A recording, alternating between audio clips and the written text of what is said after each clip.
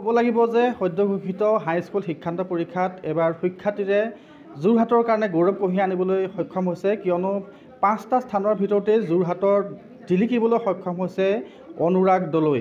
আৰু অনুৰাগ দলৈ যি প্ৰজ্ঞা academy senior secondary স্কুলৰ এজন ছাত্ৰ আছিলে আৰু তাৰ পৰাই আচলতে যোৰহাটত বাসীৰ কাৰণে গৌৰৱ কঢ়িয়াই আনিলে। মই আছোঁ বৰ্তমান এতিয়া তেওঁৰ বাসগৃহত উপস্থিত আছোঁ। অকণমান মই তেওঁৰ সৈতে কথা পাতিবলৈ চেষ্টা কৰিম।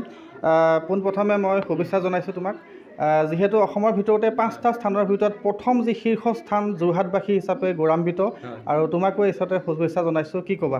হয়, বহুত বহুত ধন্যবাদ সমগ্ৰ যোৰহাটবাসী ৰাইজলৈ আৰু অসমবাসী ৰাইজলৈ বহুত বহুত ধন্যবাদ। বহুত ভাল লাগিছে আজি, মানে অসমৰ ভিতৰতে 1 নম্বৰ স্থান লাভ কৰি আজি সঁচাকৈ মই বহুত উৎফুল্লিত, আৰু সকলোকে বহুতো ধন্যবাদ জ্ঞাপন কৰিম। আমাৰ ওচৰ চুবুৰীয়াসকল, মোৰ টিচাৰসকল আৰু এই মা দেউতা আছে, মা দেউতাসকলক বহুত ধন্যবাদ জ্ঞাপন কৰিম। তেওঁলোকে মোৰ লগত বহুত কষ্ট কৰিছিলে আৰু আজি সেই ফল পাবলৈ সক্ষম হৈছোঁ। নিশ্চয়কৈ ক'ব লাগিব যে পঢ়াৰ আচলতে এটা কিটিপ থাকে, নিজৰ এটা কিটিপ থাকে। গতিকে উঠি অহা নৱপ্ৰজন্মক তুমি কি ধৰণে পঢ়িছিলা, কিমান সময় পঢ়িছিলা, কিটিপটোৰ বিষয়ে ক'বা নেকি? হয়, মই একেৰাহে পঢ়ি থকা নাছিলোঁ, মানে মোৰ পঢ়া টাইমটো ডেইলি চেঞ্জ হৈছিলে। মানে 1 ঘণ্টা 1.5 ঘণ্টা পঢ়িলে 15 মিনিট ব্ৰেক এটা লৈছোঁ, কেতিয়াবা তবলা বজাওঁ, কেতিয়াবা গান এটা শুনো, বা কেতিয়াবা মোবাইলত কিবা অকণমানকৈ চিনেমা এটা চাওঁ, চিনেমা এখন চাওঁ, তেনেকৈয়ে পঢ়িছিলোঁ। মানে ব্ৰেক লৈ পঢ়িছিলোঁ, প্ৰেছাৰ লৈ পঢ়া নাছিলোঁ। এতিয়া আমি যদি চাওঁ যে আচলতে এটা মোবাইলে আচলতে পঢ়াৰ ক্ষেত্ৰত কেতিয়াবা বাধা হৈ যাব পাৰি ভাবে, আৰু দেউতায়ো আজি আচলতে ৰিজাল্টৰ সময়ত কৈছিল যে তুমি মোবাইলতে ব্যস্ত থাকা। আমি ভবা নাছিলোঁ যে তুমি এনেকুৱা ধৰণৰ এটা ভবাতকৈ এটা ভাল আচলতে আশা কৰিছে। কি ক'বা, মোবাইলে আচলতে শিক্ষাৰ ক্ষেত্ৰত হেঙাৰ হয় নেকি? হয়, যদি বেছিকৈ আসক্তি হৈ যায় তেতিয়াতো মানে বহুত বিৰূপ প্ৰভাৱ পেলায়, কিন্তু তাৰ পৰা বহুত শিকিব লগা আছে। মই বিভিন্ন আনচাৰবোৰ তাত গুগলত চাইছিলোঁ, মানে ইংলিছৰ আনচাৰ চাইছিলোঁ বা ছ'চিয়েলত নোৱাৰিলে আনচাৰ চাইছিলোঁ। তেনেকৈ মানে তাৰ পৰা বহুত শিক্ষাগত বহুত মানে উদাহৰণ তাত পৰা দিব পাৰি, মানে বহুত শিকিবও পাৰি শিক্ষাৰ বিষয়ে। তাৰমানে ক'ব খুজিছে যে যদি ভাল কামত ব্যৱহাৰ হয় তেতিয়াহ'লে মোবাইলটো এটা ভাল বস্তুৱেই বুলি ক'ব। হয়, কিন্তু ছ'চিয়েল মিডিয়াত যেতিয়া আসক্তি হৈ যায়, মোৰো আছে, ইনষ্টাগ্ৰাম আছে, কিন্তু আসক্তি হিচাপত নহয়, কেতিয়াবা টাইম পাছ কৰিবলৈ বা আমনি লাগিলে কেতিয়াবা 10-15 মিনিট তেনেকৈ চাওঁ মই।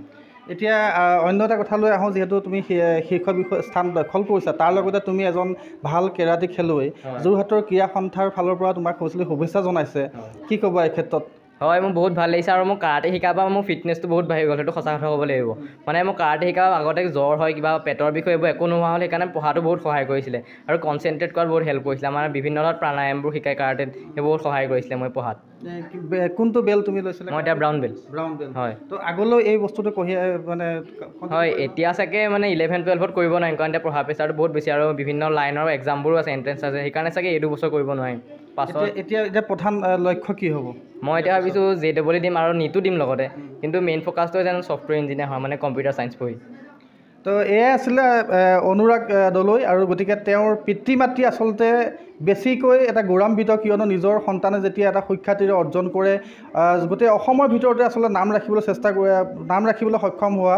মই পিতৃৰ ওচৰলৈ আহিম। প্ৰথমতে এয়া হৈছে অনুৰাগ দলৈ পিতৃ, কেনেকুৱা অনুভৱ? আচলতে খুব সুখী অনুভৱ কৰিছোঁ। আমি আচলতে তাৰ পৰীক্ষাটো ভাল হৈছিলে যে আমি প্ৰথম স্থান পাব বুলি আমি ভবা নাছিলোঁ, সঁচা কথা ক'বলৈ গ'লে।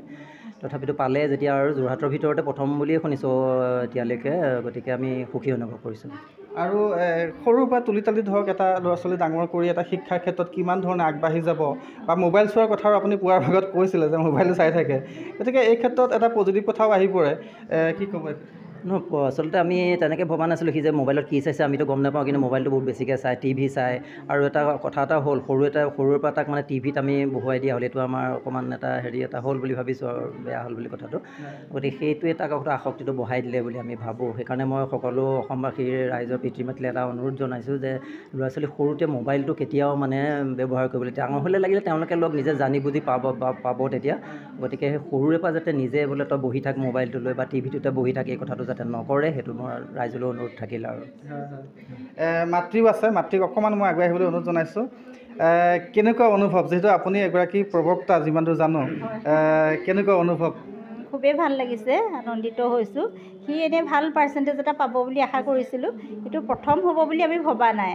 কথাটো হ'ল, আৰু এটা কথা হ'ল, মানে আমি ক্লাছ 8লৈকে অসমীয়া মাধ্যমত পঢ়া শুনা কৰিছিলে জোনাকী শংখ বিদ্যালয়ত।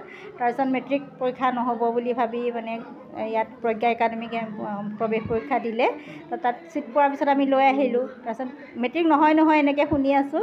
গতিকে সি অসমীয়া মিডিয়ামৰ পৰা গৈ মানে ইংৰাজী মাধ্যমত অধ্যয়ন কৰি মানে আয়ত্ব যে কৰিব পাৰিলে গোটেই বস্তুখিনি, সেইটোতে মই অতিশয় আনন্দিত। প্ৰথম খবৰটো পাই কেতিয়া পাইছিলে আৰু সেই সময়ৰ অনুভূতিটো কেনেকুৱা আছিলে? প্ৰথম মানে খবৰটো মোক আচলতে ফোন কৰি আমাৰ ওচৰৰে এগৰাকী ছোৱালীয়ে দিলে, বোলে বৌ ইয়াক আমি ঘৰত মিকলু বুলি মাতোঁ, মিকলুৰ ৰিজাল্ট পালে নাই? মই বোলো ৰিজাল্ট নাই পোৱা। তাৰপিছত কৈছে হেৰি আপুনি টিভি চাওকচোন, ই 1 নম্বৰ মানে পজিশ্যন পাইছে। বোলো কি কৈছা?